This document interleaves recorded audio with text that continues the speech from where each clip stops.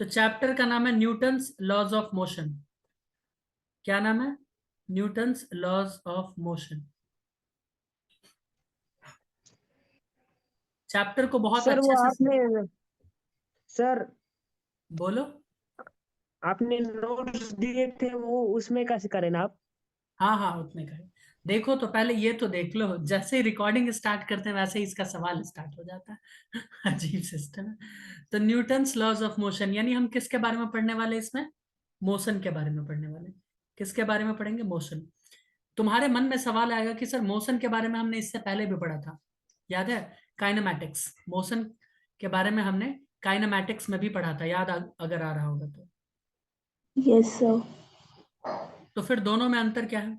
आओ देखते हैं दोनों में अंतर। एक तो है था काइनेमैटिक्स, और एक तो है ये लॉज ऑफ मोशन। मैं इसको एनएलएम लिख देता हूँ। क्या लिखता हूँ? NLM, Newton's laws of motion. दोनों में जो मूलभूत डिफरेंस है वो क्या है कि यहां हम स्टडी करते थे study of motion without knowing the cause of motion. हमें कोई लेना देना नहीं रहता था कि मोशन आखिर हो क्यों रहा है। याद आ रहा है?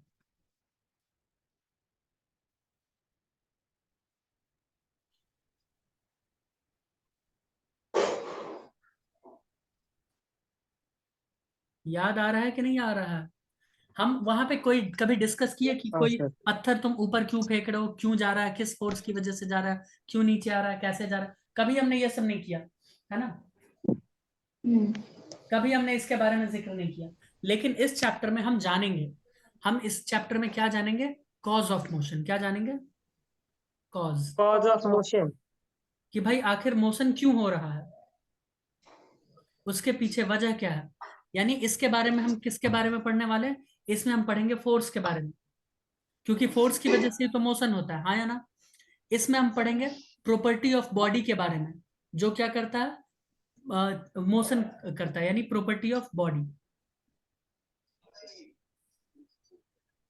रुको मैं थोड़ा इसको दूर से लिखूंगा।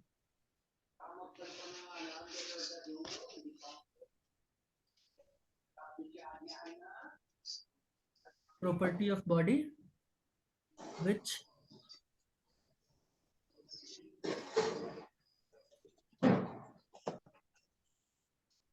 Oppose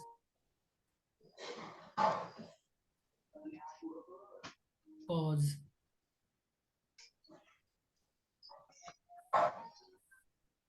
of change in state, जिसे हम लोग क्या कहते हैं? इनर्शिया।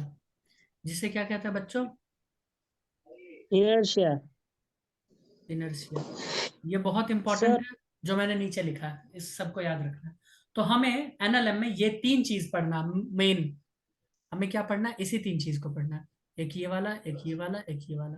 और इसमें हम बस ये पढ़ते थे। ठीक है, बस। आगे बढ़े। सर ये 12th में चैप्टर है ना? 11। और तुम 11th में? तुमको इतना इस चीज का चिंता क्यों है? नहीं सर वो बुक में लिखने का समझता है ना। कोई नहीं, कौन एनसीईआरटी का से मैंने लिखना? पीडीएफ शेयर किया, उसमें देखना। आगे बढ़ते हैं, हम बात ठीक। करते हैं थोड़ा सर सा। हाँ, थर्ड प्रॉपर्टी फिर से पढ़िए ना। थर्ड प्रॉपर्टी मैंने लिखा property of body which oppose cause of change in state. मैं बताऊं थोड़ा सा। ये एक बलून है, ठीक है? क्या है? एक बलून। अगर तुम इसको दबाओगे तो इसका शेप चेंज होगा या नहीं होगा ममता? हाँ होगा। तो जैसे ही तुम दबाते हो शेप चेंज हो जाता है, लेकिन जैसे ही तुम हटाते हो वो दोबारा वही शेप रिगेन करता है। क्यों? क्योंकि जो कॉज, जो कारण तुम दे रहे हो ना इसको, ताकि इसका शेप चेंज हो जाए या स्टेट चेंज, उसको ये अपोज कर रहा है, इस वजह से। मैंने यहाँ पे मोशन नहीं बताया है, मैंने यहाँ कोई मोशन वोशन नहीं, मैंने यहाँ शेप बताया। मोशन का आगे एग्जाम्पल लेंगे। ठीक है? ठीक है, हम्म। ओके। आइए देखते हैं। हम किसी भी बॉडी का फिजिकल स्टेट को डिफाइन करने के लिए वेलोसिटी का मदद लेंगे। किसका मदद लेंगे? वेलोसिटी का। ठीक है, ये बहुत इंपॉर्टेंट लाइन लिखवाने जा रहे हैं। इस पूरे चैप्टर का दो लाइन, जो इस पूरे चैप्टर का क्रक्स होगा, वो मैं लिखने जा रहा हूं। ध्यान से देखना। फिजिकल स्टेट ऑफ ऑब्जेक्ट या of an body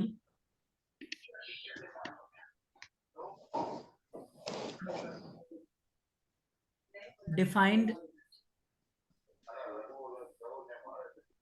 physical state of object defined with the help of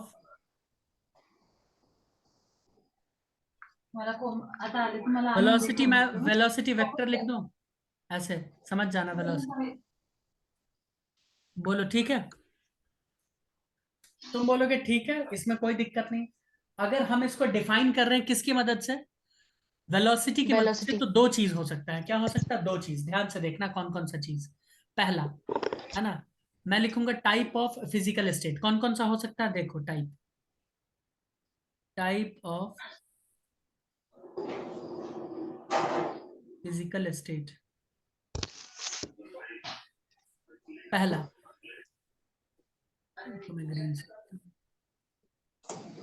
first, जिसे हम कह सकते हैं, अगर वेलोसिटी मान लो हमारा 0 है, या तो वेलोसिटी 0 हो सकता है ना, या तो वेलोसिटी कुछ हो सकता है, कुछ तो मैग्नीट्यूड होगा ना. तो वेलोसिटी या तो 0 हो. अगर वेलोसिटी 0 हो गया तो हम क्या बोलेंगे? State of rest. हाँ या ना? स्टेट ऑफ रेस्ट, जिसमें वेलोसिटी का वैल्यू कितना होता है? 0. दूसरा, अभी तुम लोगों के मन में जितना सवाल है ना, सब समाप्त हो जाएगा, बस मुझे 2 4 5 मिनट दे देना. दूसरा, स्टेट ऑफ यूनिफॉर्म मोशन. क्या मैंने लिखा है? State of uniform motion. यानी यहां वेलोसिटी क्या हो जाएगा? कांस्टेंट. क्या हो जाएगा? तुम्हारे मन में एक सवाल आना चाहिए कि सर एक और टाइप तो आप लिख सकते हो जिसमें वेलोसिटी वेरिएबल होगा. हाँ या ना? आ रहा सवाल किसी के मन में? Yes, sir. तो वो नहीं होगा. वो नहीं होगा. क्यों नहीं होगा उसको मैं बताऊंगा. मुझे 2 मिनट दे दो बस. अगर वेलोसिटी किसी का 0 है, अगर वेलोसिटी किसी का 0 है, तो क्या वो बॉडी रेस्ट में है? हाँ या ना? हाँ. इसमें कोई कंफ्यूजन नहीं है कि वो रेस्ट में है. कैसे रेस्ट में है? क्योंकि अगर वेलोसिटी 0 तो एक्सेलरेशन 0, एक्सेलरेशन 0 तो फोर्स का फॉर्मूला क्या होता है? मास इनटू एक्सेलरेशन. भाई यही 0 तो फोर्स भी क्या हो गया? 0. तो मैं जो फोर्स यहाँ पे लिख रहा हूं, ये फोर्स एक्चुअली में लिखना गलत हो जाएगा. ये एक्चुअली में लिखना गलत हो जाएगा. मुझे लिखना पड़ेगा एफ नेट 0 है. कितना? एफ नेट क्या है? 0. नेट फोर्स, नेट फोर्स क्या है? 0. इसीलिए वो बॉडी क्या है? रेस्ट में है. बताओ कोई दिक्कत? नहीं. तुम बोलोगे ये कैसे? अगर आप एफ लिख रहे हो तो वो क्यों नहीं लिख सकते 0? अब मैं बताता हूं क्यों. थोड़ा सा बस ध्यान देना. मैं पहले वाले के लिए दिखाना चाहता हूं. ये मान लो जमीन है, ये जमीन है, मिट्टी. ठीक है. इसके ऊपर हमने क्या किया? बक्सा डाल दिया, बॉक्स, ऑरेंज कलर का.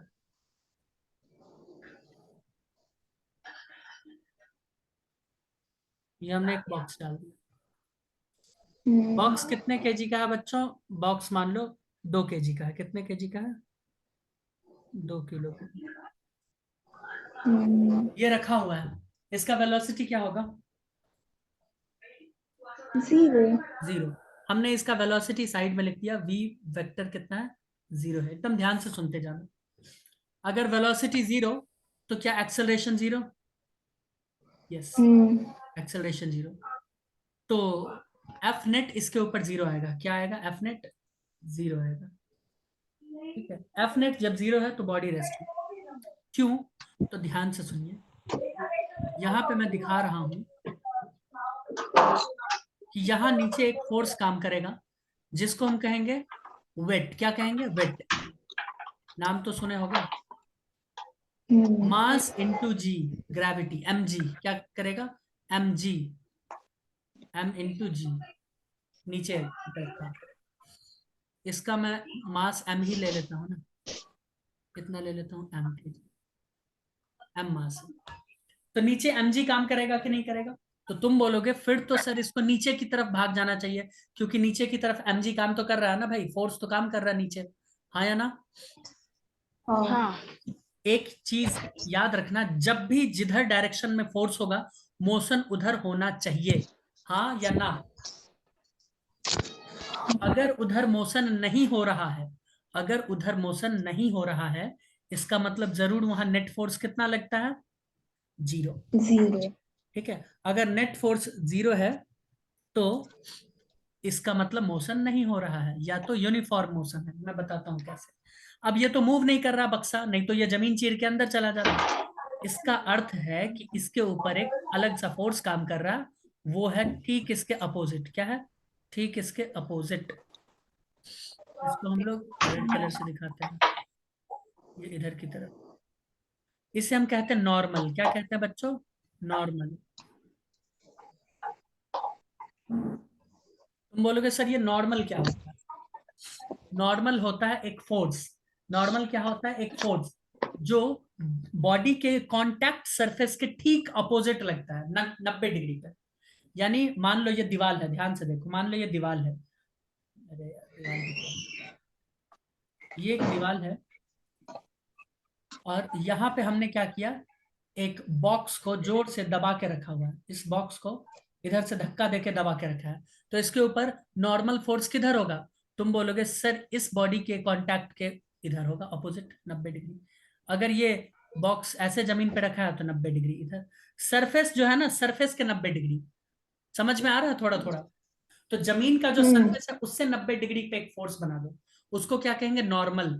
यानी जमीन जितने ताकत से बॉडी को नीचे खींच रहा है ना, बॉडी भी उसी ताकत से ऊपर खींच रहा है, यानी नॉर्मल। नॉर्मल फोर्स एक लग रहा है। बोलो समझ आया क्या? और इन दोनों का डायरेक्शन अपोजिट होने की वजह से नेट फोर्स इसके बॉडी पे कितना लगा है? नेट फोर्स कितना लगा? 0। क्या फोर्स 0 है? नहीं, फोर्स 0 नहीं है। फोर्स तो यहाँ mg भी है ना, फोर्स तो यहाँ नॉर्मल भी है, तो फोर्स तो 0 नहीं है। Got it? देखो ना, फोर्स यहाँ पर है ना कुछ, और यहाँ भी फोर्स कुछ है, तो फोर्स 0 नहीं है, बट नेट फोर्स क्या है? 0 है। Got it? बताओ। Yes sir. अब दूसरा वाला केस समझते हैं। दूसरा वाला केस कि भाई यूनिफॉर्म मोशन में अगर कोई है तो उसका क्या सीन। ठीक है, आइए यूनिफॉर्म मोशन का देखें। मुझे एक बात बताओ, कोई गाड़ी, एक मिनट,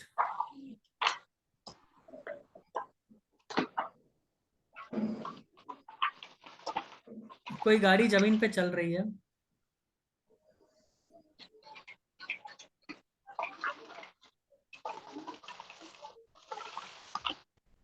ठीक है, ये गाड़ी जमीन पे चलते हुए जा रहा है, तो ये गाड़ी कब तक चलता रहेगा?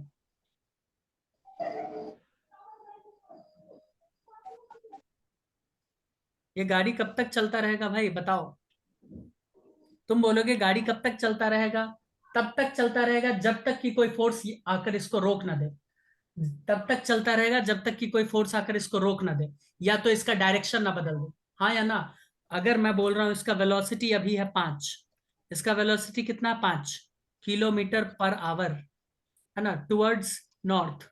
तो क्या इसका मैग्नीट्यूड चेंज करने के लिए हमको अपनी तरफ से कोई फोर्स लगाना पड़ेगा, हाँ कि ना?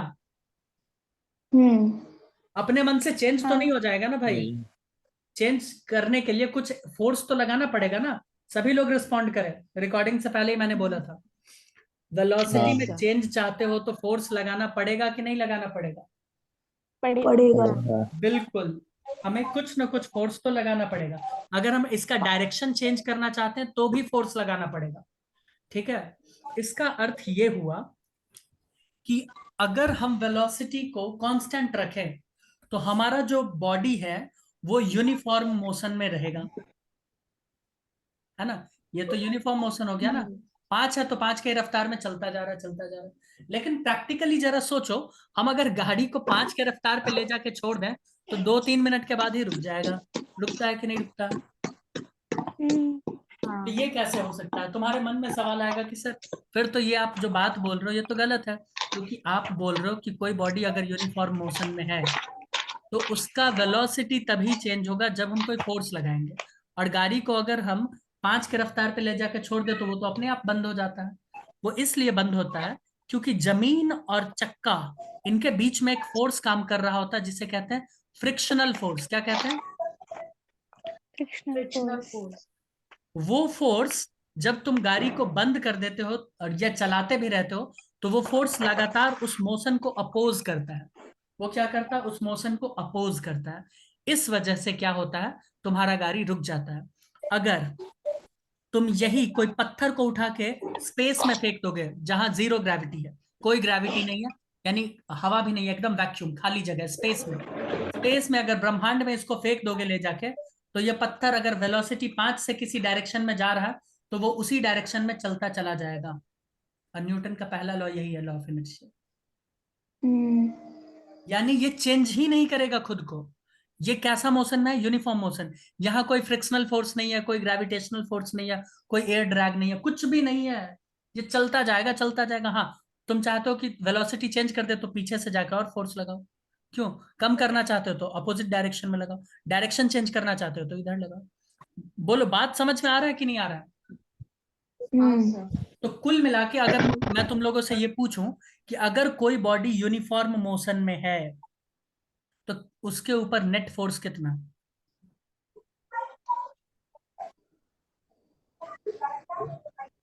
नेट फोर्स जीरो है। नेट फोर्स जीरो है। तुम बोलोगे ये कैसे? तो इसको दो तरीके से देखो। कैसे? एक मैथमेटिकली देखो। अगर वेलोसिटी कांस्टेंट होता है तो एक्सेलरेशन जीरो आ जाता है, पता है कि नहीं? डीवी बाई डी टी कर लो, है ना, जीरो आएगा। अगर वेलोसिटी कांस्टेंट है तो एक्सेलरेशन क्या आएगा? जीरो। आया ना? हाँ। और जब एक्सेलरेशन ही जीरो आ जाएगा तो force is equals to mass into acceleration. तो फोर्स, नेट फोर्स भी क्या हो जाएगा? जीरो। बोलो हाँ या ना? हाँ। कोई दिक्कत? नो।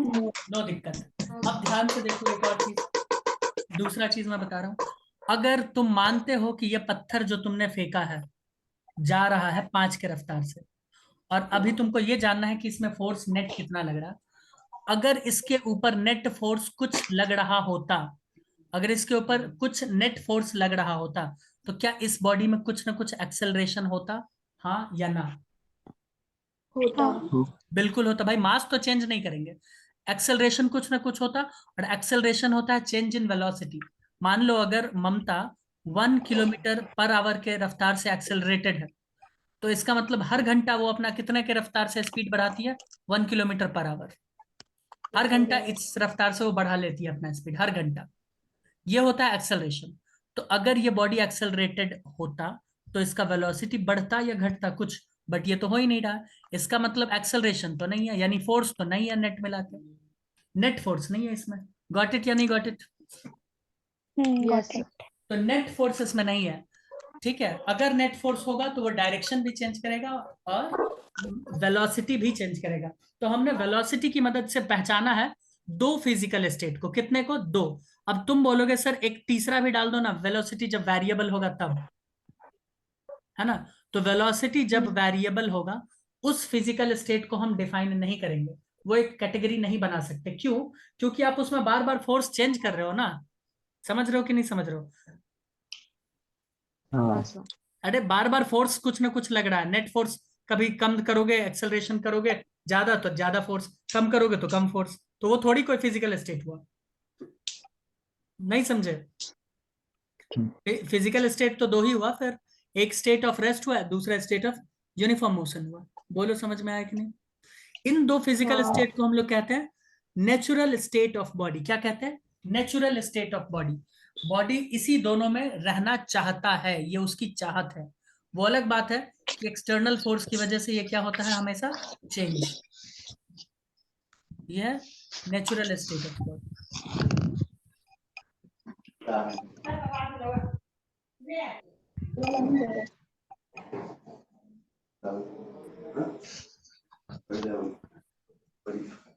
तो मुझे ये बताओ, क्या इन दोनों स्टेट में रखने के लिए, नेचुरल स्टेट में रखने के लिए अपने को कोई एक्स्ट्रा फोर्स देने का जरूरत पड़ेगा क्या? नहीं। बिल्कुल नहीं। बिल्कुल भी नहीं, है ना। तो हम यहाँ पे ये लिख सकते हैं, नो नेट फोर्स। एक minute, no net force is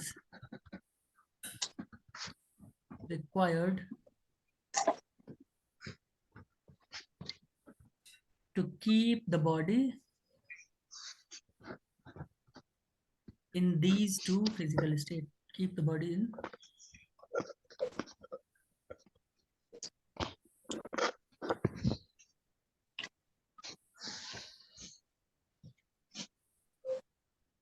मुझे लगता है इसमें कोई दिक्कत वाली बात है नहीं, समझ में आ गया। क्या हम हाँ लोग आगे सर। बढ़े थोड़ा सा? Yes sir. चलो हम आगे बढ़ते हैं, और उसका वाला भी लिख देते हैं, नेट फोर्स वाला। ये तो मैंने बता ही दिया ना, इसको भी देखो, दिखा देते हैं। ये कोई बॉडी मूव कर रहा है ना, कोई कार बना दे क्या?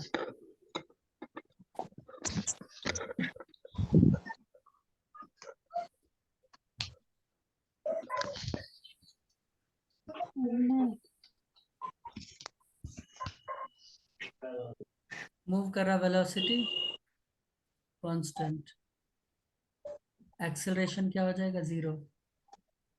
एफ नेट क्या हो जाएगा? 0। 0। यानी ये क्या हो गया? Uniform motion. क्या हो गया? Uniform motion. बोलो कोई दिक्कत? नहीं। ठीक है। अब देखो, चेंज इन स्टेट, ये तो दो फिजिकल स्टेट था। ये क्या था? दो फिजिकल स्टेट। किसी भी बॉडी का नेचुरल स्टेट दो ही हो सकता है। कौन कौन सा? या तो वो एकदम रेस्ट में रहेगा, ठीक है, क्या करेगा? वो एकदम रेस्ट में रहेगा। या तो वो क्या कर सकता है भाई? या तो वो यूनिफॉर्म मोशन में रहना चाहेगा। क्या करेगा? Uniform motion. यानी कुल मिला के वो खुद के ऊपर नेट फोर्स कितना चाहेगा? 0। 0। कोई भी बॉडी अपने ऊपर नेट फोर्स कितना रखना चाहता है? 0 रखना चाहता है, ताकि वो स्टेबल हो इस पूरे यूनिवर्स में, ब्रह्मांड में, ठीक है। और अगर जब नेट फोर्स ही 0 रखना चाहता है कोई बॉडी, तो उसके पास दो ही फिजिकल स्टेट हो सकता है। या तो वो चुपचाप से एक जगह रेस्ट करेगा, या तो उसको यूनिफॉर्म मोशन अटेंड करना पड़ेगा। Got it? तुम लोगों को शायद नहीं पता है, इसी यूनिफॉर्म मोशन के सिद्धांत के ऊपर, न्यूटन के फर्स्ट लॉ के ऊपर, हमारा जो मंगलयान है ना, मंगलयान, उसको भेजा गया था। उसको धरती के और ऑर्बिटल से बाहर ले जाके गोल गोल घुमा के दूर फेंक दिया गया। तुमको पता है ये बात? और उसके इंजन को बंद कर दिया गया, और उसका रफ्तार उस वक्त था लगभग 50,000 किलोमीटर पर आवर का। और इंजन बंद कर दिया और मंगल ग्रह की तरफ घुमा के फेंक दिया। तो सोचो वो किस रफ्तार में जा रहा होगा? उसी रफ्तार में। भाई वेलोसिटी कांस्टेंट कर दिया ना, और वहां पे कोई एयर ड्रैग भी नहीं है, कोई ग्रेविटी नहीं है, कोई फ्रिक्शन नहीं है, कुछ भी नहीं है। तो वो कांस्टेंट रफ्तार से चला गया, कोई एनर्जी का भी खर्चा नहीं हुआ, 50,000 किलोमीटर पर आवर के रफ्तार से चला गया। समझ में आया? हाँ। क्योंकि हमने उसको उसके नेचुरल स्टेट में डाल दिया। वो चाहता था कि हम नेट फोर्स 0 रखें, हमने दे दिया कि जाओ भाई, नेट फोर्स 0 रखो, तुम जाओ यहाँ से। चलो, ठीक है। अब हम जानने वाले हैं चेंज इन स्टेट के बारे में थोड़ा सा। आइए देखें।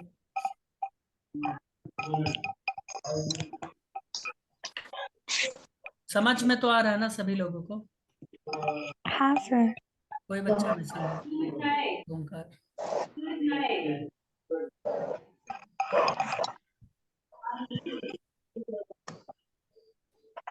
चेंज इन स्टेट दो तरीके से। कौन कौन सा? हम ये कर सकते हैं, change in state of rest.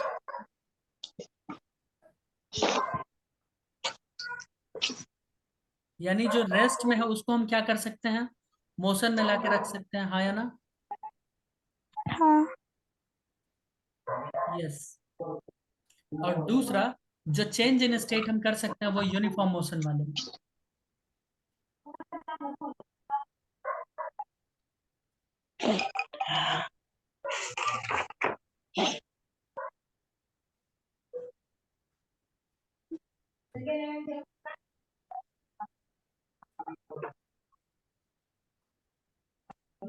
कैसे? तो ऐसे। इसमें दो चीज का चेंज किया जा सकता है। देखो, मोशन वाले में क्या क्या चीज चेंज कर सकते हो? दो चीज, या तो तुम इसके स्पीड को बढ़ा दो या घटा दो, हाँ या ना? हाँ। Yes, sir. Yes, sir. Yes.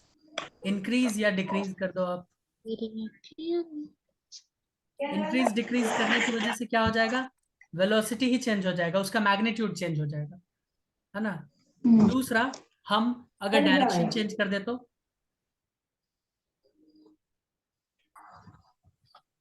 तो भी वेलोसिटी चेंज हो जाएगा, पता है कि नहीं पता है? हाँ। वेलोसिटी डायरेक्शन के साथ लेते हैं, अगर माइनस माइनस हो जाएगा तो प्लस हो जाएगा, प्लस माइनस तो जीरो हो जाएगा, समझ रहे हो ना? अगर मैग्नीट्यूड सेम हो तो बोलो बोलो। Yes. तो वेलोसिटी को डायरेक्शन के साथ ही लेते हैं। तो ये क्यों होगा? ये जो फिजिकल स्टेट में चेंज हो रहा है ये क्यों होगा? फोर्स की वजह से। क्यों होगा? फोर्स की वजह से। तो क्या मैं इन फिजिकल स्टेट के जो कॉज है उसको मैं ऐसे लिख सकता हूं, force is the cause of change in physical state? क्या मैं ये लिख सकता हूं? हाँ। या फोर्स की जगह मैं पुश या पुल भी लिख सकता हूं? यस।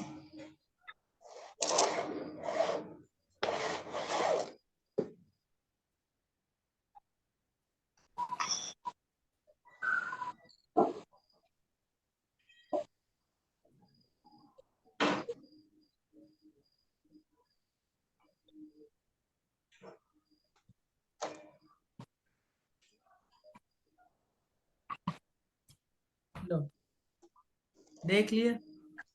यहां तक कोई दिक्कत? नहीं। नो दिक्कत। आगे बढ़े थोड़ा सा, यस सर। बढ़ेंगे कुछ देर में।